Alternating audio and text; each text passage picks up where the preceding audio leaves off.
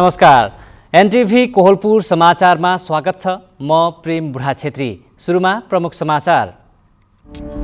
नेपालमा फेरि कोरोना संक्रमण बढ्ने संकेत। विभिन्न अस्पतालमा शय्यादेखि अक्सिजनको व्यवस्थापन हुँदै आज पनि 3000 व्यक्ति संक्रमित।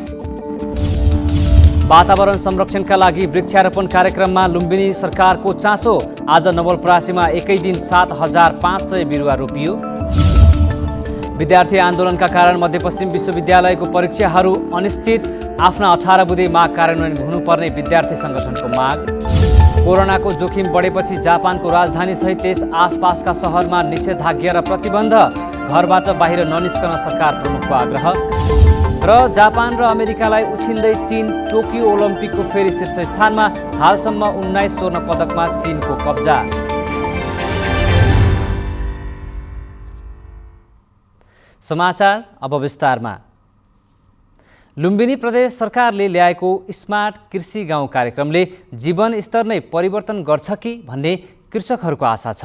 तर सुर्खेतको मध्यपश्चिम विश्वविद्यालयमा विद्यार्थीहरूको परीक्षा भने अनिश्चित छ, किनकि विद्यार्थीहरू अहिले आन्दोलनमै छन्। नेपालमा कोरोना संक्रमणको दर कम हुने सङ्केत छैन। स्थानीयदेखि सङ्घीय सरकारले विविध चरणमा तयारी गरिरहेका छन्। खबर सुरु गरौँ यसै सम्बन्धी प्रसङ्गबाट। नेपालमा कोरोना भाइरसको संक्रमण दर कम हुने सङ्केत देखिएको छैन। केही दिनदेखि लगातार 3000 भन्दा माथिको सङ्ख्यामा सङ्क्रमितहरू देखिएका छन्। पछिल्लो 24 घण्टामा पनि 3106 जनामा कोरोना संक्रमण पुष्टि भएको छ। देशभरका प्रयोगशालामा 3519 जनामा गरिएको आरटीपीसीआर र एन्टिजेन परीक्षणमा 3106 जनामा संक्रमण पुष्टि भएको स्वास्थ्य तथा जनसङ्ख्या मन्त्रालयले जनाएको छ। आज 1916 जना संक्रमण मुक्त भएका छन् भने 23 जनाको मृत्यु भएको छ। सरकारले औपचारिक रूपमा निषेधाज्ञा खोलेको घोषणा नगरे पनि अहिले शिक्षा क्षेत्र बाहेक प्राय सबै क्षेत्र खुला भइसकेको छ। जनस्वास्थ्यको मापदण्ड कार्यान्वयनमा हुँदै आएको लापरवाहीले संक्रमण बढेको चिकित्सकहरूले बताएका छन्। उनीहरूले जोखिम कम नभएका कारण सामाजिक दूरी कायम गर्न, मास्क लगाउन र सेनिटाइजरको प्रयोग गर्न आग्रह गरेका छन् भने सरकारले सञ्चालन गरेको खोप अभियानमा सहभागी हुनबाट नछुट्न समेत आग्रह गरेका छन्। कोरोना महामारीको सम्भावित जोखिमलाई लिएर चिन्ता बढ्दै गइरहेको छ। यस्तो अवस्थामा कोरोना संक्रमणको जोखिमबाट नागरिकलाई जोगाउन प्रदेश सरकारले के गर्नु पर्ला भनेर आज हामीले रूपन्देही जिल्लाका केही नागरिकलाई सोधेका छौँ। हेरौँ आजको आवाजमा।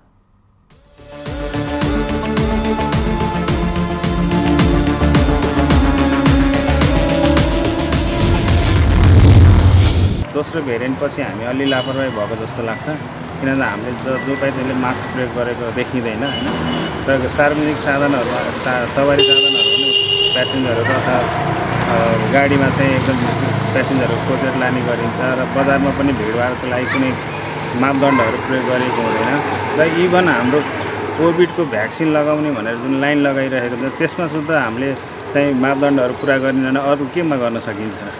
त्यही भएर चाहिँ यो सबै कुराहरूमा चाहिँ स्वास्थ्य क्षेत्रमा जो जिम्मेवार हुनुहुन्छ ऊ व्यक्तिहरूले चाहिँ अझै पनि सोच्नुपर्ने स्थिति छ होइन। फेरि पनि हामीले दोस्रो भेरिएन्ट जस्तै धेरैजनाहरूको ज्यान जोखिममा पारेर अथवा धेरैजनाको ज्यान गुमाएका छौँ। त्यो पीडा फेरि पनि त्योभन्दा डबल चाहिँ नहोस्, मेरो यही सुझाव छ। बालबच्चाहरूलाई पनि बढी लाग्ने र सङ्क्रमित हुने भन्ने कुराहरू आइरहेछ। त्यस कारणले गर्दाखेरि जुन प्रदेश सरकारहरूले पनि जुन हस्पिटलहरूको व्यवस्था गर्ने र जुन प्रदेश सरकारले जुन भिडभाडहरू जुन बढिरहेछ त्यसलाई पनि नियन्त्रण गर्ने, जुन महामारीको कारणले गर्दा धेरैले ज्यान गुमाउनु परेको छ, त्यो हस्पिटलहरू पनि तयारी अवस्थामा राख्नु पर्यो। यसमा चाहिँ हामी सर्वप्रथम त जनसमुदाय आफै सतर्क हुनुपर्ने, आफै सतर्क भएर आफै सुरक्षित हुने उपाय अवलम्बन गर्नुपर्छ। र स्थानीय सरकारहरू र प्रदेश सरकारहरूले र केन्द्र सरकारबाट पनि ठाउँमा जुन जिल्ला, प्रदेश र केन्द्र स्तरबाट गर्न सकिने जुन चेतनामूलक कार्यक्रमहरू, उपकरणहरू के वितरण गर्नुपर्ने त्यसलाई चाहिँ व्यवस्थित रूपमा सचेत हुनुपर्ने देखिन्छ। अस्पताल व्यवस्थित गरेर मात्र भएन, क्विक रेस्पोन्स हुने खालको मेकानिजम चाहिँ डेभलप गर्नु पर्यो होइन। कोभिड भइसकेपछि आत्तिनुभन्दा पहिलेदेखि नै संरचना तयार भयो भने चाहिँ बेटर हुन्छ। बच्चालाई केन्द्रित भएरै अहिलेको संरचना पनि डेभलप गर्यो भने चाहिँ अलिक बेटर हुन्छ। हस्पिटलहरू पनि भिडभाड हुँदै गयो। अब हस्पिटल हुँदै अब जताततै आफ्नो सुरक्षा मापदण्ड अप्नाइरहनु पर्यो। अब अहिले हाट बजारहरू यता बजारहरू धेरै भिड हुँदै गएको छ, अलिकति विकसित गर्नु पर्यो।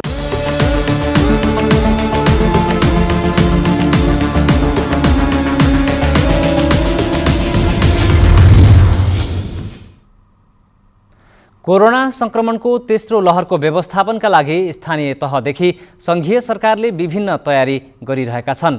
यसअगाडि कोरोनाको केन्द्र बनेको दाङमा पनि तयारी तीव्र बनाइएको छ।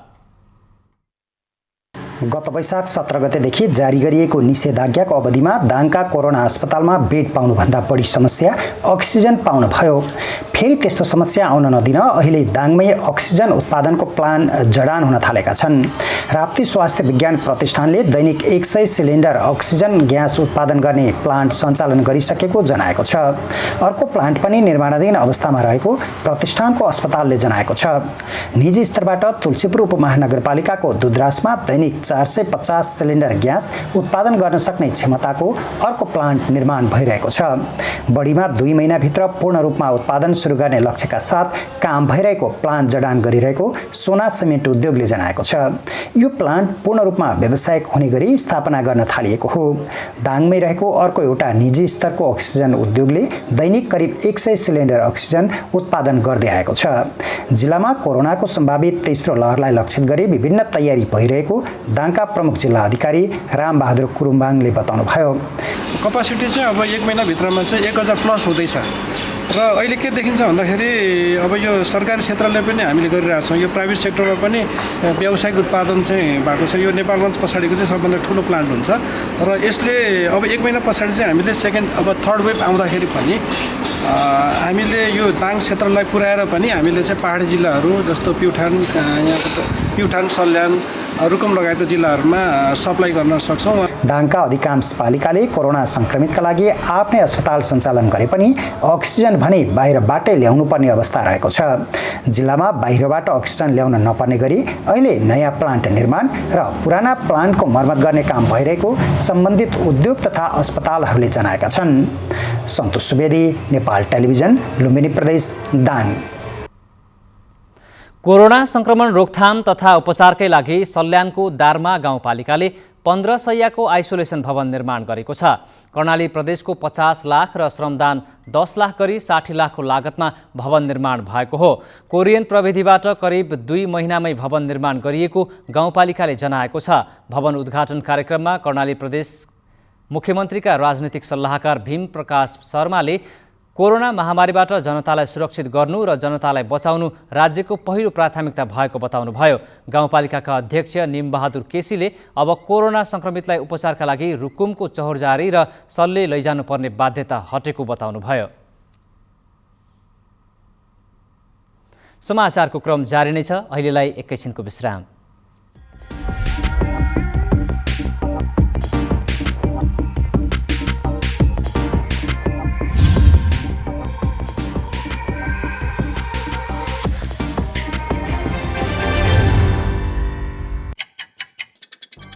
हर घड़ी हर प्रहर,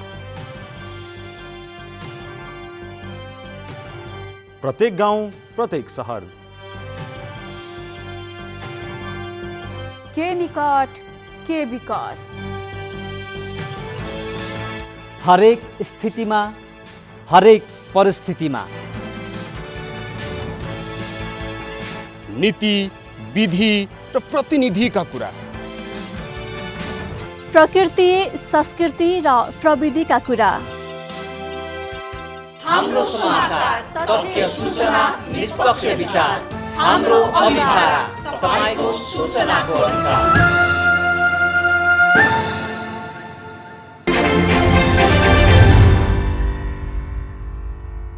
विश्रामपछि समाचारमा पुनः स्वागत छ। अब बाँकी समाचार। वातावरण संरक्षण र हरियाली प्रवर्धनमा लुम्बिनी प्रदेश अग्रणी स्थानमा रहेको मुख्यमन्त्री शङ्कर पोखरेलले बताउनु भएको छ। राष्ट्रिय युवा सङ्घ नेपाल नवलपरासीले बर्दघाटमा गरेको बृहत वृक्षारोपण कार्यक्रमलाई सम्बोधन गर्दै मुख्यमन्त्री पोखरेलले वातावरणको संरक्षणमा युवाहरूको भूमिका महत्त्वपूर्ण हुने बताउनुभयो। 1 घण्टामा 20,000 बिरुवा रोपेर राष्ट्रिय रेकर्ड कायम गर्न सफल भएको नवलपरासीले अहिले फेरि 7,500 बढी बिरुवा एकै दिन रोपेर नवलपरासीले वृक्षारोपणमा अग्रणी भूमिका खेलेको प्रति आभार समेत व्यक्त गर्नुभयो। मुख्यमन्त्री पोखरेलले लुम्बिनी प्रदेशले गरेका कामको समीक्षा भएको बताउँदै पुँजीगततर्फ 100% खर्च गर्न लुम्बिनी प्रदेश सफल भएको बताउनुभयो। संरक्षणका क्षेत्रमा एक प्रकारले भने हरियाली प्रवर्धनका क्षेत्रमा अग्रणी प्रदेशका रूपमा रहेको छ। केही समय अगाडि मात्रै हामीले यसै नवलपरासी जिल्लामा 1 घण्टामा 20,000 भन्दा बिरुवा रोपण गर्ने कार्यका माध्यमबाट राष्ट्रिय रेकर्ड निर्माण गर्ने खालको काम गरेका थियौँ। यो कामको श्रेय पनि नवलपरासी जिल्लालाई नै जान्छ। सुर्खेतमा रहेको मध्यपश्चिम विश्वविद्यालयका स्थगित परीक्षा अझै अनिश्चित बनेका छन्। विद्यार्थीको निरन्तर आन्दोलन र अनिश्चित तालाबन्दीले विश्वविद्यालयलाई परीक्षा सञ्चालन गर्न समस्या परेको हो। विश्वविद्यालयले यही साउन 12 गतेदेखि सञ्चालन गर्ने भनिएको स्थगित सबै परीक्षा पुनः सञ्चालन गर्ने बारे अझै अन्यल रहेको छ। विभिन्न 18 बुँदे माग राख्दै विद्यार्थीले क्याम्पसमा तालाबन्दी सहित आन्दोलन जारी राखेपछि स्नातक तह र स्नातकोत्तर तहका परीक्षा 1 हप्ताका लागि स्थगित गरिएको थियो।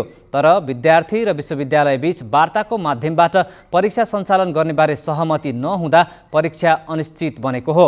संयुक्त विद्यार्थी सङ्गठनहरूले अनलाइन परीक्षा लिनुपर्ने माग गर्दै 18 बुँदे मागपत्र पेश गरेका छन्। आन्दोलित विद्यार्थीले विश्वविद्यालयका सबै केन्द्रीय क्याम्पसमा तालाबन्दी गर्दै उपकुलपति निवास घेराबन्दी सहित गाडी तोडफोड समेत गरेका छन्।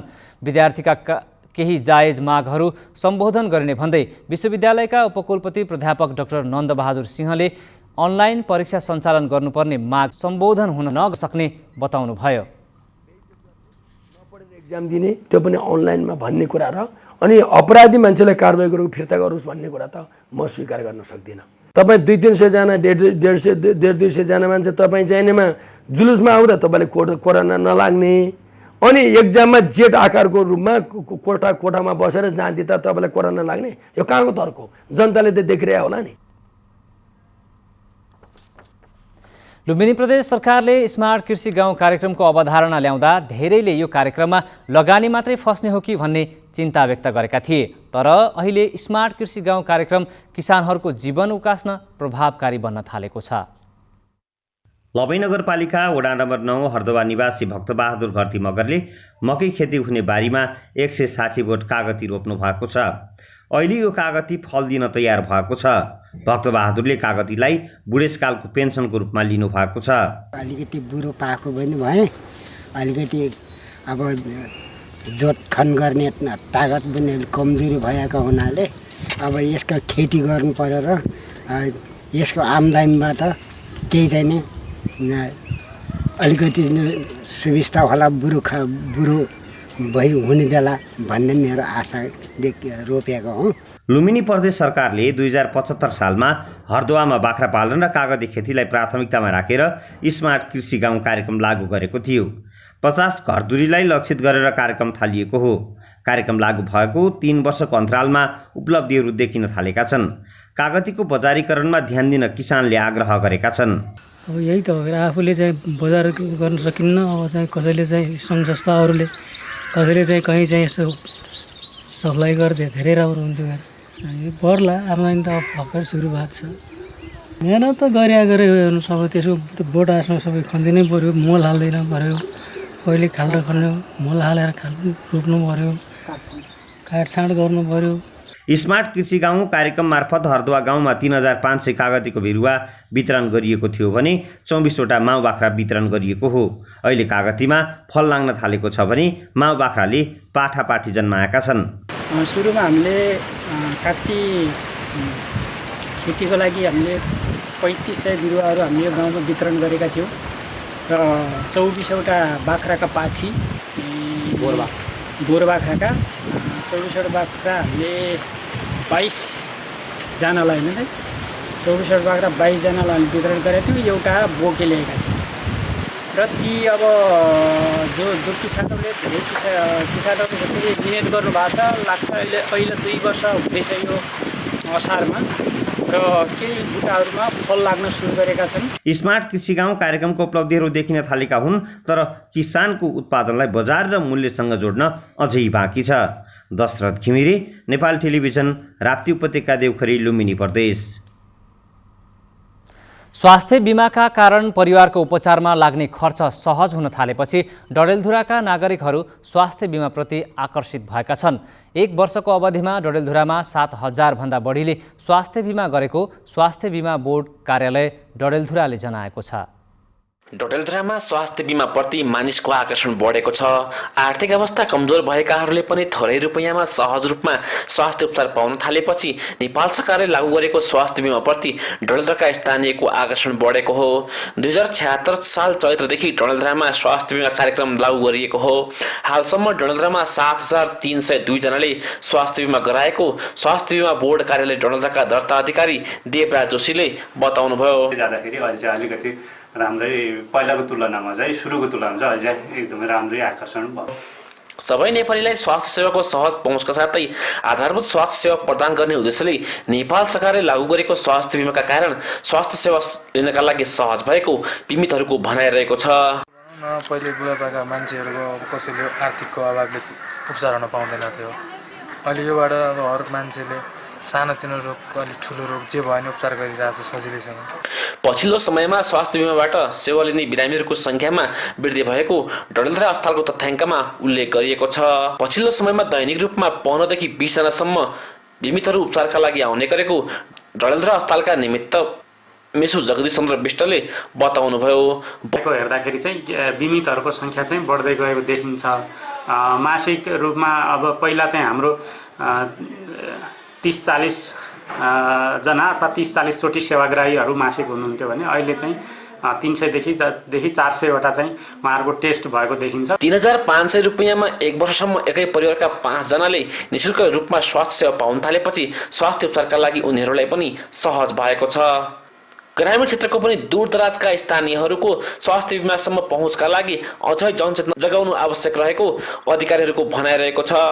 प्रकाश बहादुर भाट, नेपाल टेलिभिजन, सुदूरपश्चिम प्रदेश, डडेलधुरा। समाचारको क्रम जारी नै छ, एकैछिनको विश्राम।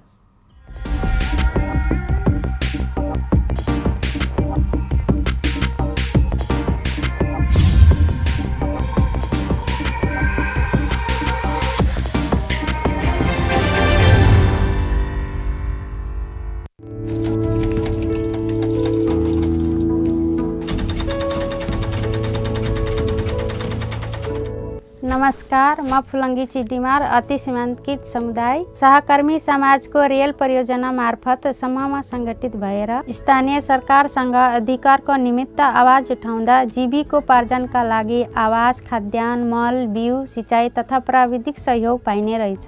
नमस्कार, म शोभाराम माहौत अति सीमाकृत समुदाय।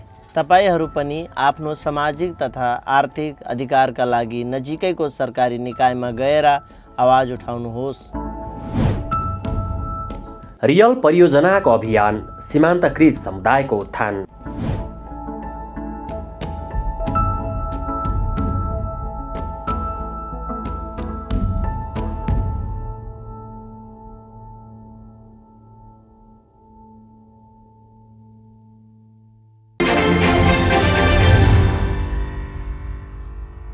तपाईं एनटिभी कोहलपुर हेर्दै हुनुहुन्छ। अब बाँकी समाचार। सुदूरपश्चिम प्रदेश सरकारका मुख्यमन्त्री त्रिलोचन भट्टले कञ्चनपुरको बेलौरी कलुवापुर सडक खण्डको अनुगमन गर्नुभएको छ। सडकको अवलोकन गर्दै उहाँले निकुञ्ज क्षेत्रमा रोकिएको सडक निर्माणको काम छिट्टै सञ्चालन गर्नुपर्ने बताउनुभयो। प्रदेश सरकारको पूर्वाधार कार्यालयले निर्माण गरिरहेको बेलौरी कलुवापुर सडकको बीचमा रहेको शुक्लाफाँटा राष्ट्रिय निकुञ्ज क्षेत्रमा वातावरणीय प्रभाव मूल्याङ्कन नभएको भन्दै निकुञ्ज कार्यालयले सडक कालोपत्रेमा रोक लगाएको थियो। दक्षिणी भेगका स्थानीय बासिन्दाहरूले सडक तत्काल निर्माण हुनुपर्ने भन्दै पटक पटक आन्दोलन गर्दै आइरहेका छन्। मुख्यमन्त्री भट्टले कानुनी प्रक्रिया पूरा गरेर छिट्टै सडक निर्माणको काम थालिने बताउनुभयो। बेलौरी कलुवापुर सडक नबन्दा लामो समयदेखि स्थानीय बासिन्दाहरूले शास्ति भोग्दै आइरहेका छन्। पिचको प्रक्रिया रोकिएको छ भन्ने छ। यद्यपि त्यसको काम जारी छ।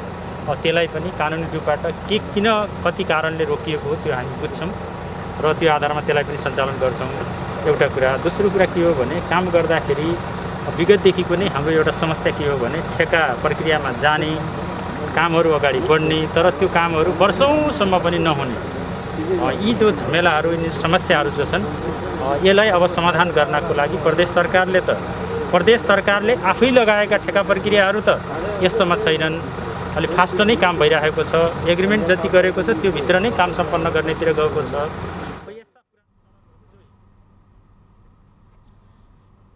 अब अन्तर्राष्ट्रिय समाचार।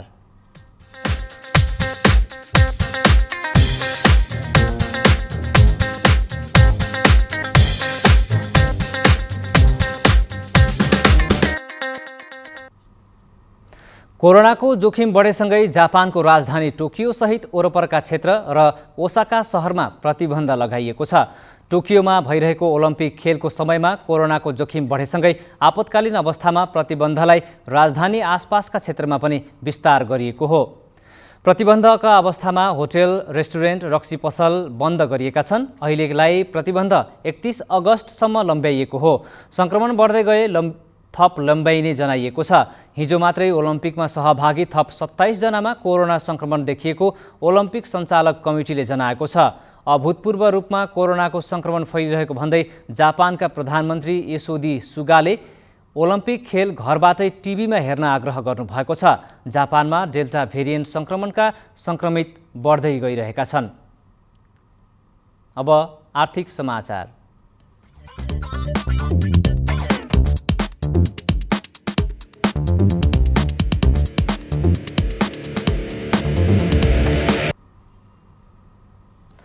रुकुम पश्चिमको एक दुग्ध सहकारीले गत आर्थिक वर्षमा 53 लाख बढी रकम बराबरको दुध र दुग्धजन्य पदार्थ बिक्री गरेको छ। मुसिकोट नगरपालिका 4 सोलाबाङमा रहेको नागरिक दुग्ध सहकारीले 53 लाख 27 हजारको दूध तथा दुग्धजन्य पदार्थ बिक्री गरेको हो।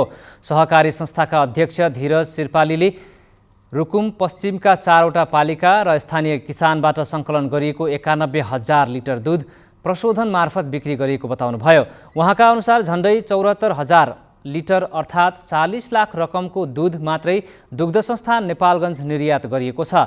कर्णाली प्रदेश सरकारको 1.5 करोड अनुदान सहयोग तथा सहकारी संस्थाका शेयर सदस्यहरूको 1.5 करोड रकम गरेर 3 करोड लगानीमा नागरिक दूध सहकारी सञ्चालनमा रहेको छ। अब खेलकुद समाचार।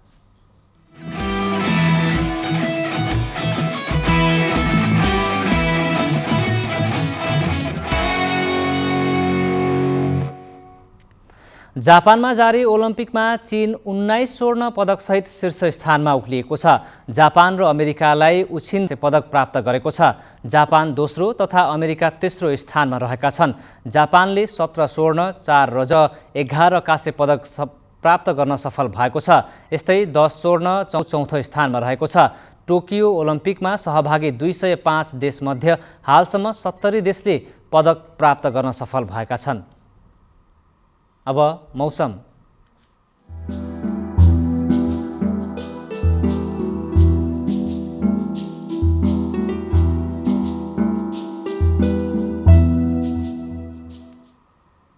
आज दिउँसो देशभर सामान्यदेखि पूर्ण बदली रही धेरै स्थानहरूमा हल्कादेखि मध्यम वर्षा भयो। आज राति देशभर सामान्यदेखि पूर्ण बदली रही धेरै स्थानहरूमा हल्कादेखि मध्यम वर्षाको सम्भावना रहेको छ भने कर्णाली, लुम्बिनी, गण्डकी र सुदूरपश्चिम प्रदेशका 1-2 स्थानहरूमा भारी वर्षाको सम्भावना छ। अब मौसम सम्बन्धी थप विवरण।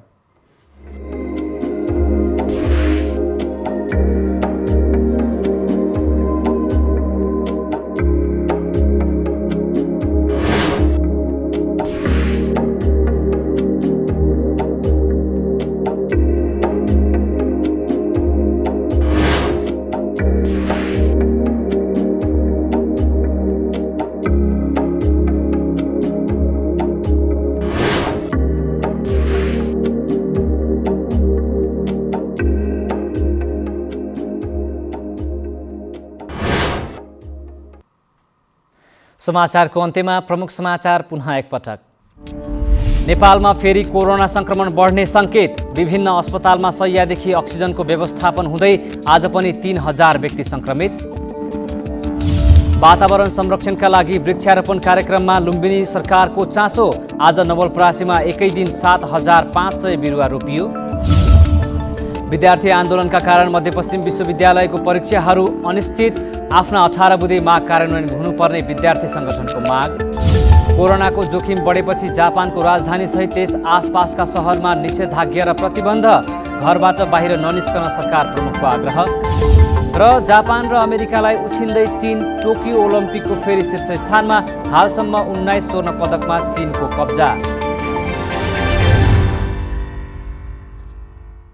हवस् त अहिलेलाई समाचारको सिलसिला यति नै। बिदा दिनुहोस्। नमस्कार।